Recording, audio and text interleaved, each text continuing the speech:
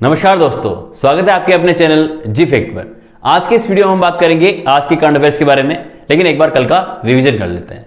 Number 1 question है हमारा कि कोरिया एशियाई गेम्स चैंपियनशिप में राजस्थान के किस किस खिलाड़ी ने शूटिंग में स्वर्ण पदक जीता है। तो राजस्थान के 3 खिलाड़ी ने स्वर्ण पदक जीता है, जिसमें है अनंतजीत सिंह नरूका, दर्शना राठौड़ और दिव्यांश सिंह पवार। इन दोनों ने यार कोरियाई एशियाई चैंपियनशिप में जो है स्वर्ण पदक हासिल किया।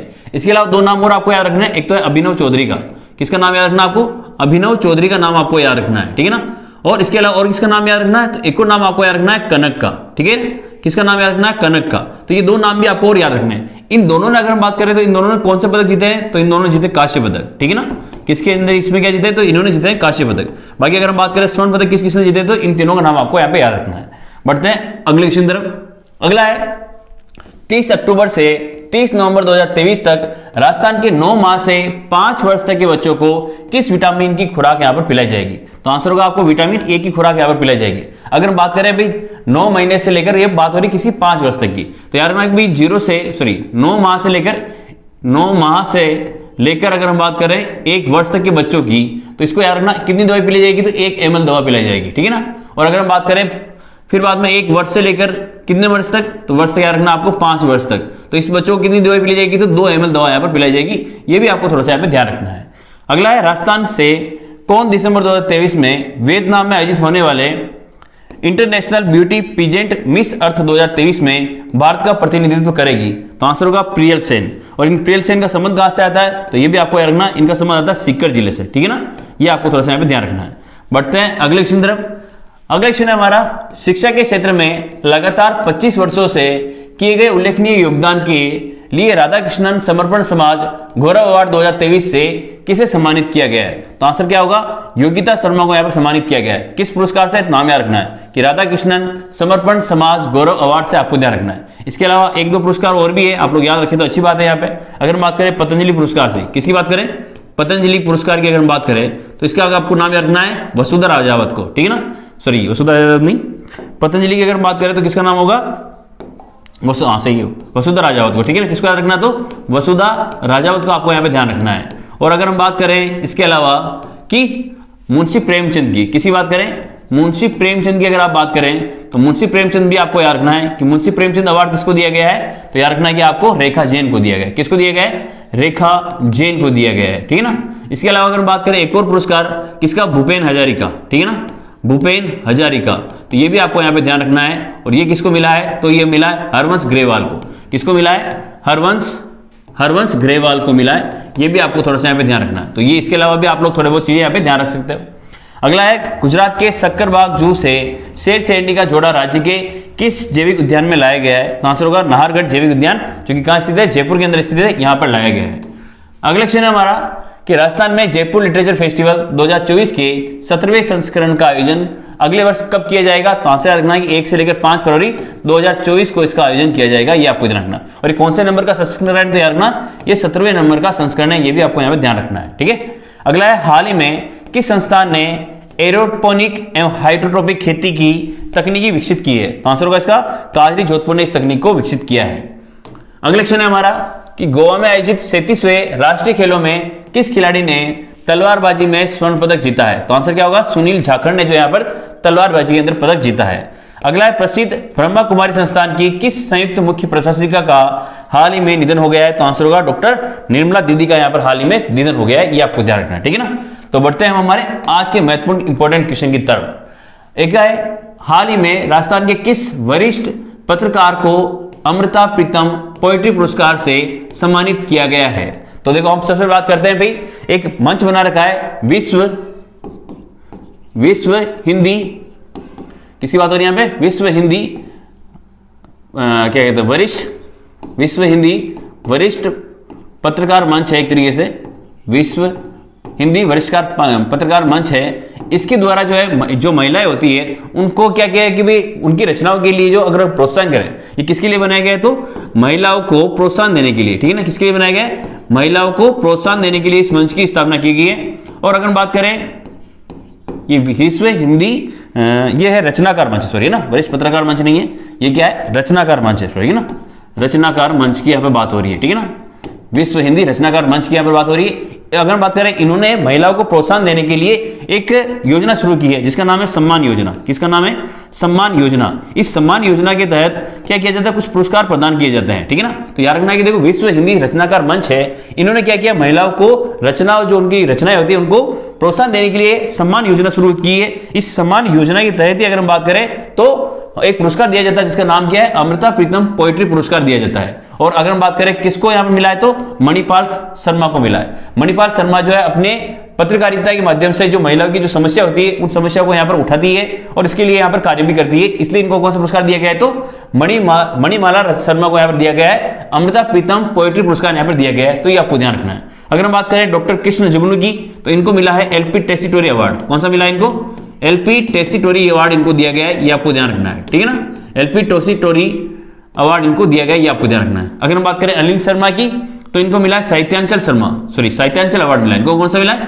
साहित्यांचल अवार्ड इनको मिला है, ये भी आपको ध्यान रखना है। जिसका अवार्ड इनको कहां दिया गया था? तो भीलवाड़ा जिले के अंदर दिया गया था, ये भी ध्यान रखना है। अगर हम बात करें डॉक्टर मनमोहन सिंह यादव को, तो इनको मिला है, याद रखना है कौन सा मिला है? अपने वो राजस्थानी भाषा साहित्य और संस्कृति अकादमी है, उसका जो सूर्यमल शिखर पुरस्कार है, सूर्यमल मिशन शिखर पुरस्कार इनको मिला है, ठीक है ना। सूर्यमल मिशन शिखर पुरस्कार इनको दिया गया है, ठीक है ना। और ये पुरस्कार किसके द्वारा दिया गया है? तो जो राजस्थानी भाषा साहित्य एवं संस्कृत अकादमी जो बीकानेर के अंदर स्थित है, इसके द्वारा जो है सूर्यमल मिशन शिखर पुरस्कार डॉक्टर मनमोहन सिंह यादव को दिया गया है। इनकी रचना का नाम आपको भी याद रखना है। इनकी रचना का नाम है कुदरत सुकुचमाद। रचना का नाम क्या है? कुदरत सुकुचमाद है ना। इनकी रचना का नाम क्या है? तो इनकी रचना का नाम है कुदरत सुकुचमाद, ठीक है ना। ये आपको थोड़ा सा ध्यान रखना है, कुचमाद। तो ये भी आपको थोड़ा सा यहाँ पे ध्यान रखना है। सारे ऑप्शन के बारे में आपको समझ में आ गया होगा कि मणिमाला रथ शर्मा को कौन सा मिला है? तो अमृता प्रीतम पोएट्री पुरस्कार मिला है। किसके द्वारा गया है? तो विश्व हिंदी रचनाकार मंच है, उन्होंने महिलाओं को प्रोत्साहित करने के लिए एक योजना चला रखी है जिसका नाम है सम्मान योजना। इसके तहत ही जो है अमृता प्रीतम पोएट्री पुरस्कार दिया जाता है, जो किसको दिया गया है इस बार? मणिमाला शर्मा को यहाँ पर दिया गया है। ये आपको थोड़ा सा यहाँ पे ध्यान रखना है। इसके अलावा बाकी अवार्ड तो हमने पढ़ चुके हैं, आप थोड़ा सा देख लेना इसको। बढ़ते हैं अगले क्वेश्चन तरफ। अगला इंदौर में आयोजित हुई सीबीएसई वेस्ट जोन की शूटिंग चैंपियनशिप में श्री गंगानगर के किस खिलाड़ी ने सिल्वर पदक जीता है? तो याद रखना इसका आंसर होगा भानु प्रताप सिंह राठौर ने यहाँ पर जो है सिल्वर पदक हासिल किया है। और इनका संबंध कहां से आता है? तो याद रखना श्री गंगानगर से। इनका संबंध कहां से आता है? तो श्री गंगानगर से इनका संबंध आता है। और इन्होंने कौन सा पदक जीता है? तो रजत पदक इन्होंने जीता है, ये भी आपको यहाँ पे ध्यान रखना है। और कहां पर जीता है? तो इंदौर में आयोजित हुई सीबीएसई वेस्ट जोन की शूटिंग चैंपियनशिप में इन्होंने पदक हासिल किया है। अगर हम बात करें सुनील जाखड़, अदिति और इसके अलावा नितेश झांगीर, तो आपको याद रखना इसके साथ में दो नाम आपको याद रखना है। जब सुनील जाखड़ का अगर आप नाम याद रखते हैं तो इसके साथ में नाम रखना है करण सिंह का नाम भी आपको याद रखना है। किसकी बात कर रहे हैं हम लोग यहाँ पे? करण सिंह का नाम भी यहाँ पे आपको याद रखना है। इसके अलावा अगर बात करें, अगर आप अदिति का नाम याद रखते हैं तो आपको पंकज गहलोत का नाम भी याद रखना है। कौन सा याद रखना है? पंकज गहलोत का नाम भी आपको यहाँ पे याद रखना है, ठीक है ना। और अगर बात करें नितेश झांगीर का रख रहे हैं तो आप राखी पुरोहित का नाम भी याद रखना है। किसकी बात करें हम लोग? राखी पुरोहित का नाम भी आप यहाँ पे याद रखें, ठीक है ना। अगर हम बात करें ये नाम याद क्यों करें हम लोग, तो देखो ये इनका जो संबंध है, हाल ही में बताया कि आपको गोवा के अंदर जो है राष्ट्रीय खेलों का आयोजन किया जा रहा है। इसमें कुछ पदक हमारे राजस्थान के जीते गए हैं, उनमें नाम आता है सुनील जाखड़ का, करण सिंह का, अदिति का, पंकज गहलोत का, नितेश झांगीर का और राखी पुरोहित का। तो देखो इन दोनों का जो अगर संबंध बात करें, भाई सुनील जाखड़ का और करण सिंह का, इनका संबंध किससे आता है? तो यार रखना तलवारबाजी से। किनसे आता है इनका संबंध? इनका संबंध आता है तलवारबाजी से। ये आपको थोड़ा सा यहाँ पे ध्यान रखना है, ठीक है ना। सुनील जाखड़ ने तो कौन सा जीता है? गोल्ड। तो मैं इसके लिख देता हूं यहाँ पे, इन्होंने तो जीता भाई गोल्ड पदक जीता है। और अगर बात करें करण सिंह ने कौन सा जीता है? तो करण सिंह ने जीता है अपने पास सिल्वर। कौन सा जीता है? सिल्वर पदक इन्होंने हासिल किया, ये आपको ध्यान रखना है, ठीक है। अगर बात करें अदिति और पंकज पुरोहित, तो इनका संबंध किससे आता है? तो पेनक सिलोट से आता है। इनका संबंध किससे आता है? तो पेनक सिलोट से इनका संबंध आता है, याद रखना है ना।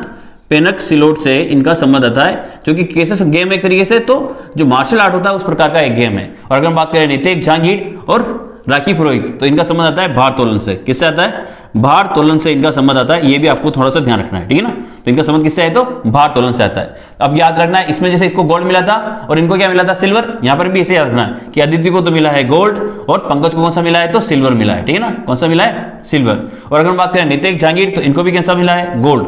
लेकिन याद रखना है कि राखी पुरोहित को कौन सा मिला है? तो कांस्य मिला है ना। कौन सा मिला है? ब्रॉन्ज मिला है, ठीक है। ये आपको थोड़ा सा यहाँ पे ध्यान रखना है। तो इनको कौन सा मिला है? तो ब्रॉन्ज मिला है। तो ये 6 नाम आपको याद करनी है, एग्जाम के हिसाब से काफी मोस्ट इंपोर्टेंट हो जाते हैं आपके लिए, तो आपको थोड़ा सा यहाँ पे ध्यान रखना है। बढ़ते हैं अगले क्वेश्चन की तरफ। मतदाता सूची में नाम नहीं होने की स्थिति में पात्र मतदाता 27 अक्टूबर 2023 तक वोटर हेल्पलाइन पर जाकर कौन सा फॉर्म भर सकते थे? भाई आपको अगर जैसे मान लो वोट, आप भी राजस्थान में हाल ही में होने वाले हैं विधानसभा चुनाव, जो कि कौन से नंबर के होंगे, तो 16वें नंबर के विधानसभा चुनाव यहाँ पर होने वाले हैं, ठीक है ना। कौन से नंबर होने वाले, 16वें नंबर के विधानसभा चुनाव होने वाले हैं। अगर बात करें 16वें नंबर के विधानसभा चुनाव की जो तारीख रखी गई है, वो तारीख क्या रखी गई है, तो 25 नवंबर को इसकी तारीख रखी गई है, ठीक है ना। 25 नवंबर की डेट रखी गई है। और अगर बात करें मतगणना कब होगी, तो मतगणना होगी हमारे 3 दिसंबर को। कब होगी, 3 दिसंबर को क्या होगी, मतगणना होगी। इसमें जो अगर बात करें भी, जो मतदाता है वो फार्म भर के अपना फार्म यहाँ पे अप्लाई कर सकता है ताकि वो वोट दे सके। इसके लिए याद रखना कि लास्ट डेट क्या रखी गई थी, तो 27 अक्टूबर 2023 को इसकी लास्ट डेट रखी गई थी। इसमें अगर हम बात करें तो फार्म कौन सा भर सकता था, वो फार्म नंबर 6 भर के मतदाता सूची के अंदर अपना क्या कर सकता था, नाम जुड़वा सकता था। तो याद रखना फार्म नंबर 6। अगर बात करें एक और नंबर है यहाँ पे फार्म दे रखा है फार्म 12D। तो ये फार्म 12D किससे संबंधित है, तो याद रखना ये संबंधित है हमारे जो हमने भी राजस्थान गवर्नमेंट जो इस बार राजस्थान गवर्नमेंट नहीं, जो निर्वाचन आयोग है, इस बार मतदाता ज्यादा से ज्यादा मतदान करने के लिए पहुंचे, इसके लिए उन्होंने कुछ नए कदम उठाए हैं। उसमें इसने किया है कि वोट फ्रॉम होम चालू किया है ना। क्या चालू किया है, वोट फ्रॉम होम चालू किया है। क्या किया है, वोट फ्रॉम होम इन्होंने चालू किया है। इसमें 2 व्यक्ति जो है घर बैठे वोट दे सकते हैं। एक तो कौन है कि यार ना, जो 80 वर्ष से क्या है अधिक है।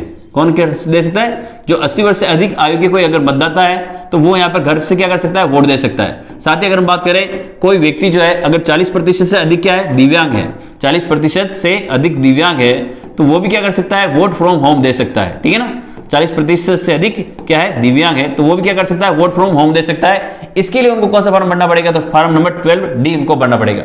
बाकी इसके लिए डिटेल में मैंने बहुत बार इसको पढ़ा रखा है, तो आप लोग वीडियो को जब भी लाइक करेंगे तो आपको इसके बहुत सारे वीडियोस और भी मिल जाएंगे, तो आप लोग उसको ध्यान से देख सकते हो। इसके अलावा हमारे टेलीग्राम चैनल जी फैक्ट को आप ज्वाइन करना नहीं भूले।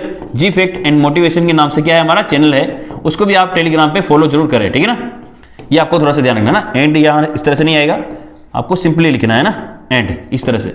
जब भी आप सर्च करेंगे तो आपको ये जरूर मिल जाएगा, ये आपको ध्यान रखना है। बढ़ते हैं अगले क्वेश्चन तरफ। स्कूल शिक्षा विभाग राजस्थान के सभी स्कूलों में सुरक्षित राजस्थान अभियान का तीसरा चरण कब शुरू किया जाएगा। ऑप्शन है कि जनवरी 2024, अक्टूबर 2024, अगस्त 2024 या इनमें से कोई नहीं। तो आंसर होगा इसका जनवरी 2024 में इसका तीसरा चरण शुरू किया जाएगा। अगर हम बात करें भाई, ये बात हो रही किसकी, स्कूल सुरक्षित राजस्थान, सुरक्षित स्कूल, ये थोड़ा सा मिसप्रिंट हो गया यहाँ पे, सुरक्षित स्कूल और क्या है, सुरक्षित राजस्थान है, यहाँ पे नहीं आएगा।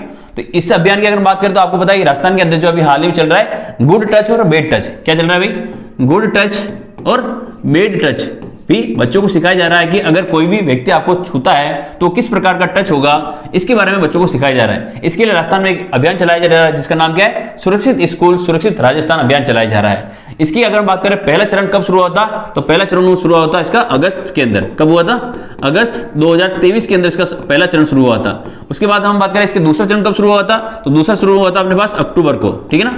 अक्टूबर 2023 में इसका क्या हुआ था, दूसरा चरण शुरू हुआ था। अगर हम बात करें अब तीसरा चरण कब शुरू होगा, तो इसका जनवरी के महीने के अंदर होगा, जनवरी 2024 के अंदर जो है इसका तीसरा चरण शुरू किया जाएगा। ये आपको थोड़ा सा ध्यान रखना। तो इसका सही आंसर क्या हो जाएगा, जनवरी 2024। अगर आपको वीडियो पसंद आते हैं हमारे, तो आप वीडियो को लाइक करें, अपने दोस्तों के साथ जरूर शेयर करें। आपके कोई ना कोई कम से कम 10 दोस्त तो होंगे आप उन 10 दोस्तों में से अगर किसी 2 दोस्त को भी शेयर करते हैं तो भी काफी अच्छा होगा, ये आप ध्यान सकते हैं। अगला है आमजन तक संस्कृत भाषा की पहुंच बढ़ाने के लिए अखिल भारतीय संगोष्ठी का आयोजन कहां किया गया है। ऑप्शन है कि जोधपुर, फिर जयपुर, कोटा और उदयपुर। तो यहाँ पर क्या आंसर होगा इसका, आंसर होगा इसका जोधपुर के अंदर जो है आम जन तक संस्कृत भाषा की पहुंच के बढ़ाने के लिए अखिल भारतीय संगोष्ठी का यहाँ पर आयोजन किया गया है। कहां पर किया गया है, तो जोधपुर के अंदर, ठीक है ना।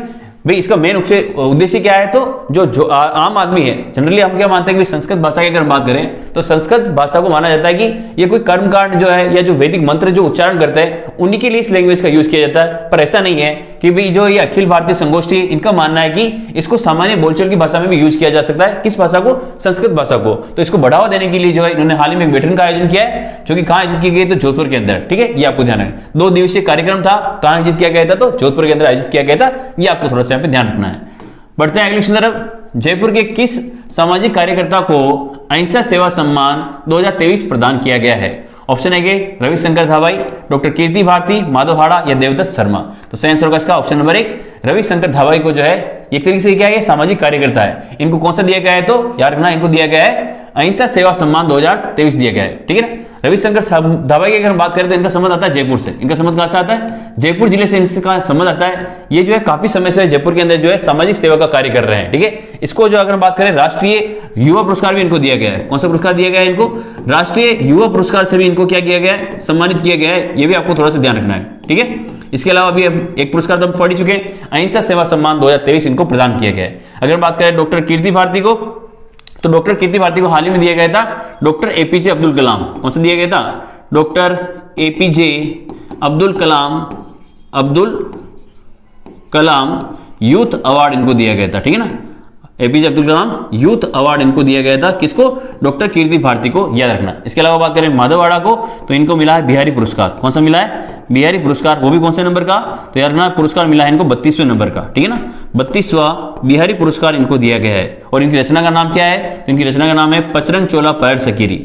पचरंग चोला पहर सखीरी, ठीक है ना, पहर सखीरी। ये क्या है? इनकी रचना का नाम है। ये भी आपको थोड़ा सा ध्यान रखना है। अगर बात करें देवदत्त शर्मा को, इनको हाल में एक पुरस्कार दिया गया है, उसका नाम क्या है? तो इनका नाम है सवाई प्रताप सिंह अवार्ड। कौन सा मिला इनको? सवाई प्रताप सिंह अवार्ड इनको दिया गया है। ये भी आपको ध्यान रखना है ना। सवाई प्रताप सिंह अवार्ड किसको दिया गया है? तो डॉक्टर देवदत्त शर्मा को दिया गया है। ये भी आपको याद रखना। तो रविशंकर धाबाई को कौन सा मिला? तो अहिंसा सेवा सम्मान 2023 से सम्मानित किया गया है। डॉक्टर कीर्ति भारती को doctor APJ Abdul Kalam youth award से सम्मानित किया गया है। माधववाड़ा को कौन सा मिला है? तो 32वां बिहारी पुरस्कार। रचना का नाम याद रखना है पचरंग चोला पैर सखीरी। और अगर हम बात करें देवदत्त शर्मा की, तो सवाई प्रताप सिंह अवार्ड इनको दिया गया है। ये आपको ध्यान रखना है। तो सारी जानकारी आपको यहाँ पे ध्यान रखनी है। अगला है राजस्थान के किस पर्यटक स्थल को आइकॉनिक डेस्टिनेशन के रूप में विकसित किया जाएगा? ऑप्शन है कि आमेर जयपुर, नेत्रा जोधपुर, मिनल चित्तौड़गढ़ या औरंगाबाद अलवर। तो सही आंसर होगा इसमें ऑप्शन नंबर 1, आमेर जयपुर को जो है आइकॉनिक डेस्टिनेशन के रूप में यहाँ पर विकसित किया जाएगा। अगर हम बात करें नेत्रा जोधपुर की, तो आपको पता है कि राजस्थान में एक एम्स है जो कि कहां स्थित है? जोधपुर के अंदर स्थित है एम्स जोधपुर। इस एम्स जोधपुर का एक हाल ही में क्या बनाया गया है? एक ग्रामीण सेंटर बनाया गया है। कहां बनाया गया है? ग्रामीण सेंटर एक बनाया गया है। और ये ग्रामीण सेंटर जो है कहां बनाया गया है? तो याद रखना नेत्रा जोधपुर के अंदर। और अगर हम बात करें मिनल गांव चित्तौड़गढ़ और औरंगाबाद अलवर की, तो आपको पता है कि विश्व जो अभी हाल में पर्यटन दिवस आया था, इसमें जो केंद्रीय पर्यटन मंत्रालय है, कौन है? केंद्रीय पर्यटन मंत्रालय। इस केंद्रीय पर्यटन मंत्रालय द्वारा जो है याद रखना कि राजस्थान के 2 गांवों को सम्मानित किया गया है। उसमें नाम कौन कौन सा है? तो मिनल गांव का और औरंगाबाद गांव का। मिनल गांव को अगर बात करें कौन सा पदक मिला है? तो रजत पदक यहाँ पर मिला था। और अगर हम बात करें औरंगाबाद जो कि कहां स्थित है? अलवर के अंदर, इसको कौन सा पदक मिला था? तो कांस्य पदक मिला था। ये भी आपको थोड़ा सा यहाँ पे ध्यान रखना है, ठीक है। बढ़ते हैं अगले क्वेश्चन की तरफ। अगला क्वेश्चन है हमारा पैरा एशियाई गेम्स में पैरा शतरंज प्रतियोगिता में भारतीय टीम ने कांस्य पदक जीता है। इसमें राजस्थान से किस खिलाड़ी ने भाग लिया था? तो आंसर होगा इसका वृत्ति जैन ने यहाँ पर भाग लिया था, ठीक है ना। अगर हम बात करें वृत्ति जैन का संबंध कहां से आता है? तो यार अपना जालोर से आता है। कहां से आता है इनका संबंध? जालोर जिले से इनका संबंध आता है। इन्होंने कौन सा पदक यहाँ पर जीता है भारतीय टीम को? तो कांस्य पदक जीता है, ठीक है ना। और अगर बात करें कांस्य पदक जो है किसमें जीता है? तो यार अपना शतरंज के अंदर। किसमें जीता है भाई? शतरंज के अंदर जो अगर बात करें तो कांस्य पदक इन्होंने जीता है। ये आपको ध्यान रखना है। अगर हम बात करें अनिता चौधरी की, किसकी बात करें हम लोग यहाँ पे? अनिता चौधरी की। तो इनका संबंध आता है नौकायान से। किससे आता है इनका संबंध? इनका संबंध आ जाएगा नौकायान से, ठीक है ना। और अगर हम बात करें नौकायान के अंदर इन्होंने कौन सा पदक जीता है? तो राजस्थान को तो रजत पदक जीता है। कौन सा जीता है? रजत पदक इन्होंने जीता है। ये भी आपको थोड़ा सा यहाँ पे ध्यान रखना है। अगर हम बात करें नमिता सुरेश की, तो इनका खेल कौन सा हो जाएगा? तो लॉन्ग जंप हो जाएगा। कौन सा हो जाएगा? लॉन्ग जंप इनका जो है खेल हो जाएगा, ठीक है ना। ये आपको ध्यान रखना। और इन्होंने कौन सा पदक जीता है? तो इन्होंने राजस्थान को जीता है स्वर्ण पदक। कौन सा पदक जीता है? स्वर्ण पदक यहाँ पे राजस्थान को इन्होंने जीता है। ये आपको ध्यान रखना। अगर हम बात करें कृष्णा नागर की, तो कृष्णा नागर ने जो है 2 पदक जीता है। एक तो एकल के अंदर और एक डबल के अंदर। किसमें? एक तो एकल खेल के अंदर और एक और किसमें? तो डबल के अंदर, ठीक है ना। अगर हम बात करें डबल, सॉरी यहाँ पे हो रही है डबल की बात, ठीक है ना। तो एकल में कौन सा जीता है? तो एकल में जीता है रजत पदक। कौन सा जीता है भैया? रजत पदक। अगर हम बात करें डबल के अंदर, तो डबल में कौन सा जीता है? तो कांस्य पदक जीता है। कौन सा जीता है? कांस्य पदक जीता है। तो चारों का नाम आपको याद रखना। वृत्ति जैन का संबंध जालोर से आता है। इन्होंने कांस्य पदक जीता है। किसके अंदर? अगर बताए तो शतरंज के अंदर। अनिता चौधरी की अगर बात करें तो इनका संबंध जो है याद रखना, ये इनका संबंध कहां से आता है? तो झुंझुनू से आता है। ये भी आपको ध्यान रखना है कि अनिता चौधरी का संबंध कहां से आता है? तो झुंझुनू से आता है। ये आपको थोड़ा सा यहाँ पे ध्यान रखना है। थोड़ा सा कर लेते हैं, यहाँ पे पेन चेंज कर लेते हैं। ये ले लिया अपन ने पेन। तो इनका संबंध कहां से आ जाएगा? अनिता चौधरी का संबंध। तो अनिता चौधरी का संबंध याद रखना झुंझुनू जिले से आएगा। कहां से आ जाएगा? झुंझुनू जिले से आ जाएगा। ये आपको थोड़ा सा ध्यान रखना है। इसके अलावा अगर बात करें नमिता सुरेश ने किसमें जीता है? तो लॉन्ग जंप के अंदर स्वर्ण पदक। कृष्ण नागर ने एकल के अंदर तो रजत पदक और डबल के अंदर कौन सा जीता है? तो कांस्य पदक जीता है। ये आपको थोड़ा सा यहाँ पे ध्यान रखना है, ठीक है। इसके अलावा हम अगर बात करें कुछ और खिलाड़ियों के बारे में, तो देखो 4 नाम और आपको याद रखना है। अगर बात करें कौन सा, अवनी लेखरा के बारे में, किसकी बात करें, अवनी लेखरा का नाम आपको यहाँ पे याद रखना है, ठीक है ना, अवनी लेखरा का नाम याद रखना है। इसके अलावा अगर बात करें किसका, राकेश बेहरा का नाम भी आपको यहाँ पे याद रखना है, राकेश बेहरा का नाम भी यहाँ पे आपको याद रखना है। इसके अलावा और कौन सा नाम याद रखना है, तो और नया नाम याद रखना है आपको सुंदर गुर्जर का, किसका नाम याद रखना है, सुंदर गुर्जर का नाम यहाँ पे आपको ध्यान रखना है, ठीक है ना। और कौन से खिलाड़ी का नाम आपको याद रखना है, तो एक और खिलाड़ी का नाम आपको याद रखना है जिसका नाम है रुद्राक्ष खंडेलवाल, ठीक है ना, किसका नाम है, रुद्राक्ष खंडेलवाल जिसका नाम है, ये भी आपको थोड़ा सा यहाँ पे नाम याद रखना है ना, खंडेलवाल, खंडेलवाल, ठीक है ना, खंडेलवाल। तो इन 4 नाम को भी आपको और थोड़ा सा यहाँ पे ध्यान रखना है। अगर हम बात करें अवनी लेखरा का, तो इनका गेम है 10 मीटर एयर पिस्टल, कौन सा है, 10 मीटर एयर पिस्टल इनका गेम है, ठीक है ना, इन 10 एयर राइफल, ठीक है ना, 10 मीटर एयर पिस्टल नहीं है, 10 मीटर एयर राइफल इनका गेम है, ठीक है ना। और इन्होंने अगर बात करें कौन सा पदक जीता है, तो इन्होंने जीता है स्वर्ण पदक, कौन सा पदक इन्होंने जीता है, तो इन्होंने जीता है हमारे स्वर्ण पदक, ठीक है ना, ये आपको थोड़ा सा ध्यान रखना है। इसके अलावा अगर हम बात करें और किसकी बात करें, तो बात कर लेते हैं राकेश बेहरा की। तो राकेश बेहरा ने कौन सा पदक जीता है, तो राकेश बेहरा का गेम हम बात करें तो 1500 मीटर दौड़ में जीता है, किसमें जीता है, 1500 मीटर दौड़ में यहाँ पे पदक हासिल किया है राकेश बेहरा ने, ठीक है ना, 1500 मीटर दौड़ के अंदर। और इन्होंने कौन सा पदक हासिल किया है, तो यार ना कांस्य पदक, कौन सा पदक हासिल किया है, तो कांस्य पदक इन्होंने हासिल किया, ये भी आपको ध्यान रखना है। सुंदर गुर्जर की अगर हम बात करें तो सुंदर गुर्जर ने भी जीता है यहाँ पे गोल्ड पदक, ठीक है ना, कौन सा जीता है भाई, गोल्ड मेडल यहाँ पे जीता है, ये आपको ध्यान रखना है। रुद्राक्ष खंडेलवाल की अगर बात करें तो इन्होंने जीता है 10 मीटर एयर पिस्टल के अंदर, किसमें जीता है, 10 मीटर एयर पिस्टल के अंदर जीता है, किसमें जीता है भैया, 10 मीटर एयर पिस्टल में इन्होंने जीता है। और रुद्राक्ष खंडेलवाल की बात करें तो हम कौन सा जीता है, तो रजत पदक इन्होंने जीता है, कौन सा पदक जीता है इन्होंने, तो रजत पदक इन्होंने जीता है, ये आपको ध्यान रखना है, ठीक है। और अगर बात करें सुंदर गुर्जर का, तो इनका यार ना वेट लिफ्टिंग के अंदर है ना, यानी भार तोलन के अंदर, किसमें, भार तोलन में इन्होंने जो है पदक यहाँ पे जीता है, ये आपको ध्यान रखना है। तो सारी चीज आपको पता चल गई होगी। सुंदर गुर्जर का नाम याद रखना, राकेश बेहरा, अवनी लेखरा, रुद्राक्ष खंडेलवाल। अगर बात करें रुद्रेश खंडेलवाल का संबंध कहां से आता है, तो ये भी याद रखना है कि इनका संबंध आता है भरतपुर से, कहां से आता है इनका संबंध, भरतपुर से इनका संबंध आता है। अगर बात करें सुंदर गुर्जर का संबंध कहां से आता है, तो करौली से इनका संबंध आता है, किससे आता है इनका संबंध, तो करौली जिले से इनका संबंध आता है, ये भी याद रखना है। राकेश बेहरा का संबंध कहां से आता है, तो आपको याद रखना राकेश बेहरा का संबंध आता है चूरू जिले से, कहां से आता है, चूरू जिले से इनका संबंध आता है, ये थोड़ा सा यहाँ लिख देता है ना, इनका संबंध आता है चूरू जिले से। और अगर हम बात करें अवनी लेखरा का संबंध कहां से, तो अवनी लेखरा का संबंध आता है जयपुर से, कहां से आता है, जयपुर जिले से अवनी लेखरा का संबंध आता है। तो ये सारी चीजें आपको ध्यान रखनी। 8 खिलाड़ियों का नाम आपको यहाँ पे याद रखना है, वृत्ति जैन, अनिता चौधरी, नमिषा सुरेश, कृष्णा नागर, अवनी लेखरा, राकेश बेहरा, सुंदर गुर्जर और रुद्रेश खंडेलवाल, इन सब का आपको यहाँ पे ध्यान रखना है। बढ़ते हैं अगले क्वेश्चन की तरफ। अगला क्वेश्चन है हमारा कि मिस यूनिवर्सल ग्रैंड इंडिया 2023 का खिताब किसने जीता है। विप्रा मेहता ने यहाँ पर पदक जीता है। और अगर हम बात करें विप्रा मेहता का नंबर, यहाँ पर अगर बात करें किससे संबंध आता है, तो उदयपुर जिले से इनका संबंध आता है, जिलों की नगरी उदयपुर से इनका क्या आता है, संबंध आता है। अगर बात करें मिस यूनिवर्सल ग्रैंड इंडिया, तो आपको याद रखना है कि जो टॉप 10 जो अवार्ड सेरेमनी होती है, यानी मिस यूनिवर्सल हो गया, मिस इंडिया हो गया, इस तरह की जो टॉप 10 जो कंपटीशन होता है, इसमें एक नाम भी आता है मिस यूनिवर्सल ग्रेड इंडिया का नाम भी यहाँ पे आता है। इसका जो मिस यूनिवर्सल ग्रेड प्रतियोगिता आयोजित की जाती है, जो कि पूरे विश्व के अंदर आयोजित की जाती है। इंडिया के अंदर अगर बात करें मिस यूनिवर्सल ग्रैंड इंडिया का आयोजन किया गया था, जिसमें पूरे देश से कुल मिला 2000 लड़कियों ने यहाँ पे पार्टिसिपेट किया था। कितनी महिलाओं ने यहाँ पे पार्टिसिपेट किया था, 2000। इसमें से फाइनल में कितनी पहुंची थी, तो फाइनल में पहुंची थी 32। कितनी पहुंची थी फाइनल के अंदर बात करें तो बची थी 32। उसमें से अगर बात करें किसने खिताब यहाँ पर जीता है, तो विप्रा मेहता ने यहाँ पे खिताब जीता है। किसने जीता है, विप्रा मेहता ने यहाँ पे खिताब जीता है, जिसका संबंध कहां से आता है, तो उदयपुर के अंदर आता है, ठीक है ना, जिसका संबंध कहां से आता है, उदयपुर। अब विप्रा मेहता जो है हाल ही में 2024 के अंदर जो है मेक्सिको के अंदर, कहां पर, मेक्सिको के अंदर जो है एक और प्रतियोगिता आयोजित की जाएगी। मेक्सिको के अंदर जो है प्रतियोगिता आयोजित की जाती, इसमें है जो भारत की ओर से जो पार्टिसिपेट करेगा उसका नाम क्या होगा, तो विप्रा मेहता होगा।